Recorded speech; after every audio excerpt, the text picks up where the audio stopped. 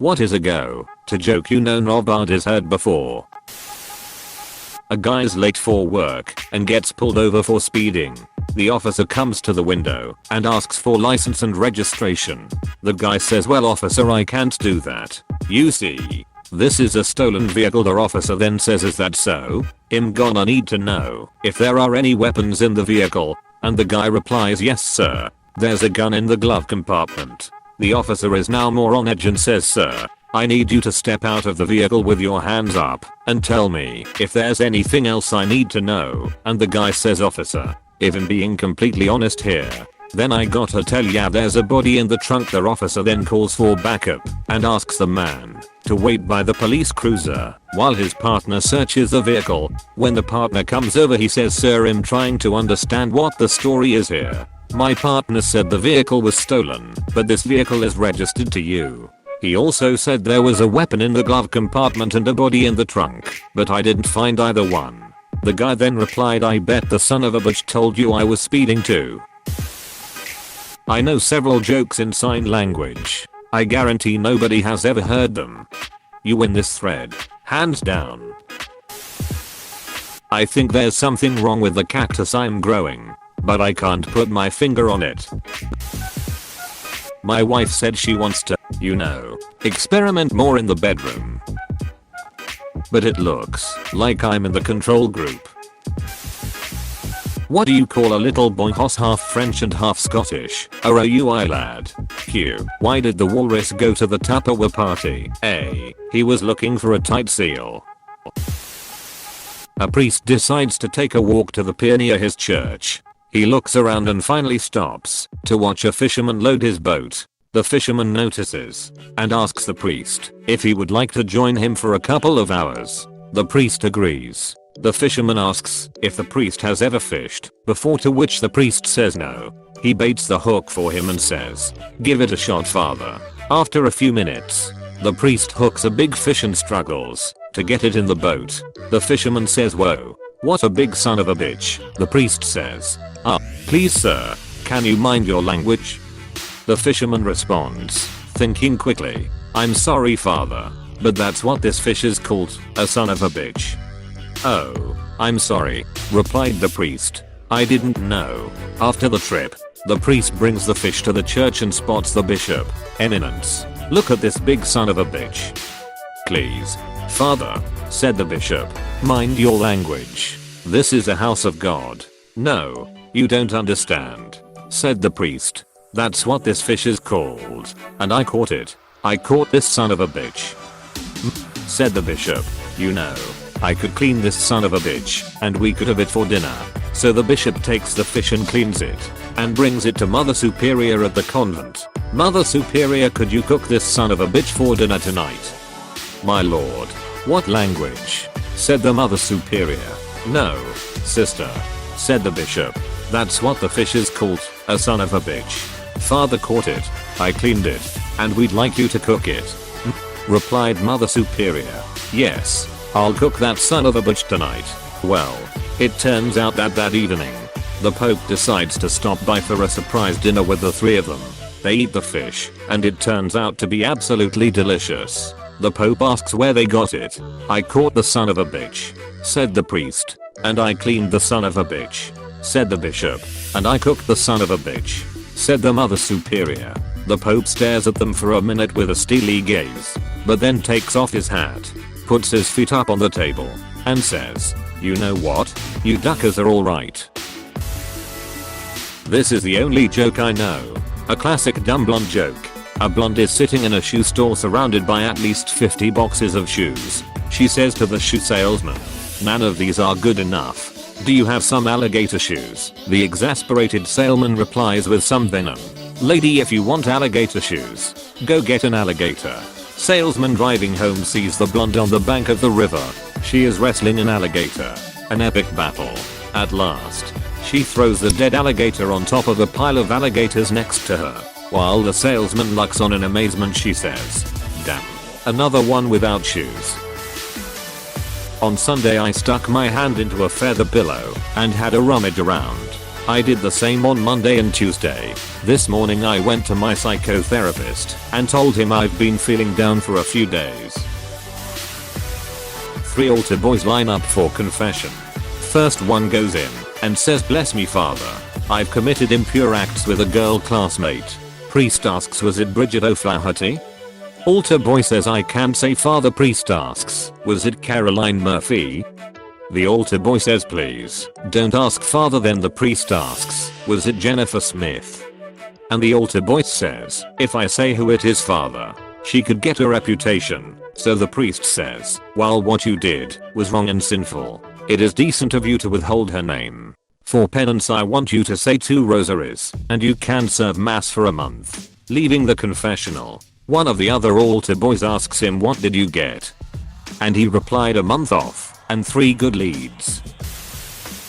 This joke was in The Sopranos, but I loved it so much. A rich man and a poor man are both buying anniversary gifts for their girlfriends. "What are you getting your girlfriend?" asks the poor man. And the rich man says, "I'm getting her a diamond ring and a Mercedes." "Why both?" asks the poor man.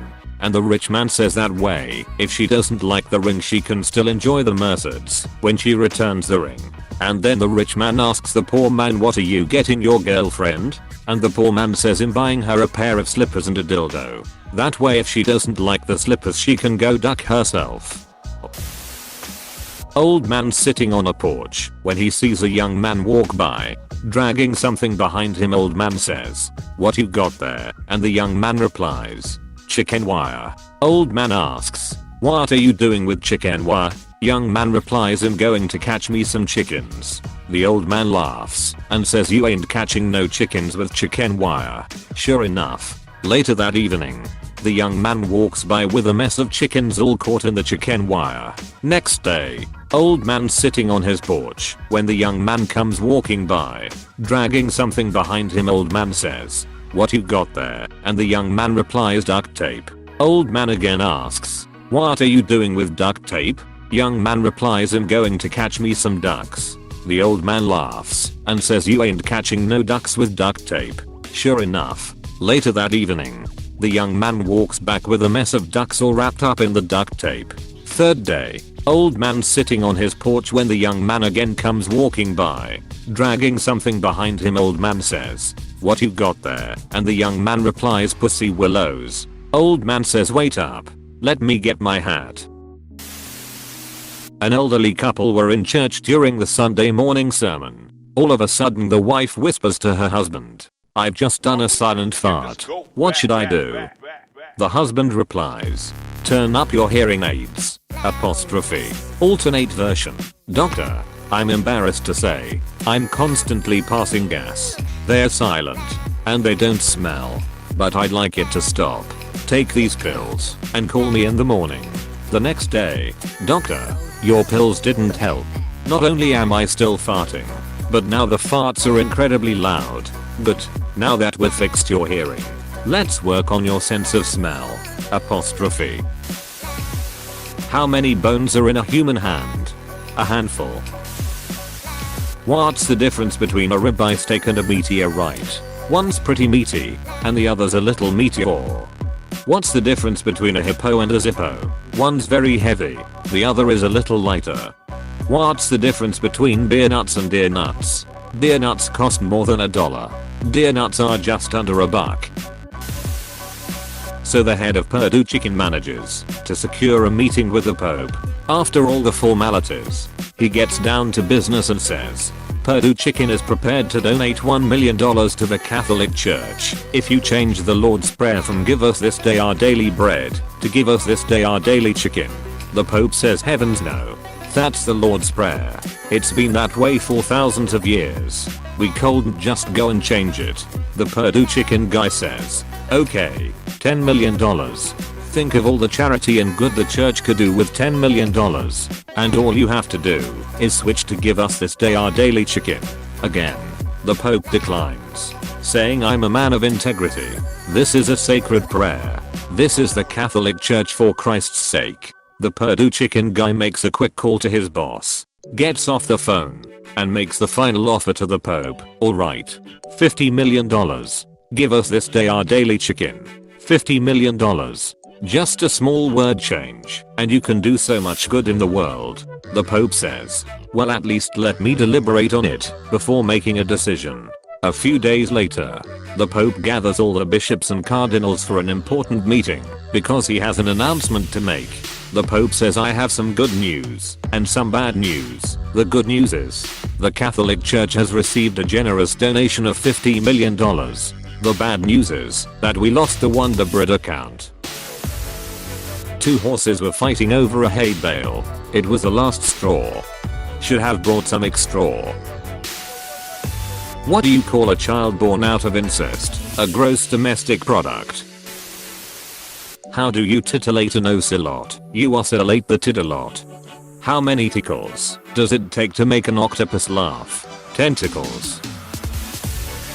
What do you get when you cross human DNA with goat DNA? You get kicked the hell out of the petting zoo. The orange juice complained to his therapist that no one wanted to drink him because he had too much pulp. He was so depressed that he wanted to throw himself from the highest refrigerated shelf. Try to restrain yourself, said the therapist. This guy is feeling lonely and he decides to get an exotic pet. So he goes to the exotic pet store and looks around, and suddenly he sees that there's a sale. Rare giant talking centipede with house. $100 apostrophe. He decides he wants a talking centipede and takes it home. The guy and the centipede spend several days chatting and drinking beer, and they become good friends. One day, the guy says to the centipede, hey, centipede, let's go out to a movie. Okay. 1 second, the centipede says, and he disappears into his house. 5 minutes go by, 10 minutes, 15, 20. Finally, half an hour later, the guy goes, hey centipede, you ready? No answer. He taps on the house. Centipede. The centipede pokes his head out and says, hang on man, I'm putting my ducking shoes on. So a man moves to a small village and goes to the pub to make some friends. As he walks in the door, he hears someone shout out number 34. Everyone in the pub lets out a slight chuckle. He goes up to the bar and orders a beer. As the bartender is pouring it, another patron yells number 8, and everyone has a good laugh. Confused, the man asks the bartender what's with people calling out numbers. Well, this is a small town and everyone grew up together. After hearing the same jokes all the time, we decided to just number them, says the bartender. We hear the number, remember the joke, and save some time. The new guy thinks about it for a second and yells number 93. The room erupts into chaos. People are laughing so hard that fear doubled over. Everyone is wiping tears from their eyes and a few are having a hard time catching their breath. The man tells the barkeep, wow, number 93 must be pretty good. Once the barkeep is able to calm himself, he says, we've never heard that one. Alternate ending. A guy in the corner stands up and calls out number 17. Silence. The townsfolk just look down in discomfort. The new guy says to the bartender, wow, number 17 must be bad. Well, yeah, no. Some people can tell a joke and some just can't. 3 nuns are sitting on a park bench when a man in a trench coat runs up and flashes them. 2 of the nuns have a stroke. The 3rd can't quite reach.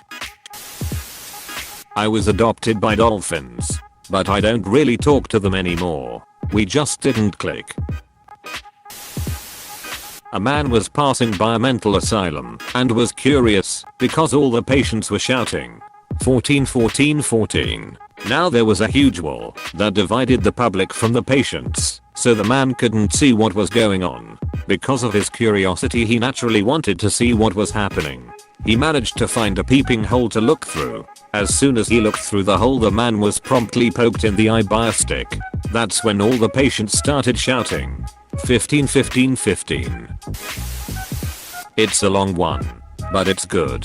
3 men were standing in line to get into heaven one day. Apparently it had been a pretty busy day, though, so Peter had to tell the first one, heaven's getting pretty close to full today, and I've been asked to admit only people who have had particularly horrible deaths. So what's your story? So the first man replies, well, for a while I've suspected my wife has been cheating on me. So today I came home early to try to catch her red-handed. As I came into my 25th floor apartment, I could tell something was wrong. My wife was naked and there was a pile of men's clothing on the floor. I searched all over the apartment for the bastard, but didn't find anything. Finally, I went out to the balcony, and sure enough, there was this naked man hanging off the railing, 25 floors above ground. By now I was really mad, so I started beating on him and kicking him, but wouldn't you know it, he wouldn't fall off. So finally I went back into my apartment and got a hammer and starting hammering on his fingers. Of course, he couldn't stand that for long, so he let go and fell, but he fell into some bushes. Stunned but okay. I was so angry, I grabbed the refrigerator and threw it over the edge where it landed on him, killing him instantly. But all the stress and anger got to me, and I had a heart attack and died there on the balcony. That sounds like a pretty bad day to me, said Peter, and let the man in. The second man comes up, and Peter explains to him about heaven being full, and again asks for his story. It's been a very strange day. You see, I live on the 26th floor of an apartment building, and every morning I do naked yoga on my balcony. Well, this morning I must have slipped or something, because I fell over the edge, but I got lucky and caught the railing of the balcony on the floor below me. I knew I couldn't hang on for very long, when suddenly this man burst out onto the balcony. I thought for sure I was saved. When he started beating on me and kicking me, I held on the best I could until he ran into the apartment and grabbed a hammer and started pounding on my hands. Finally I just let go, but again I got lucky and fell into the bushes below. Just when I was thinking I was going to be okay, this refrigerator comes falling out of the sky and crushes me instantly. And now I'm here. Once again. Peter had to concede that sounded like a pretty horrible death. The third man came to the front of the line, and again Peter explained that heaven was full and asked for his story. The third man says, picture this, I'm hiding naked in a fridge. Apostrophe.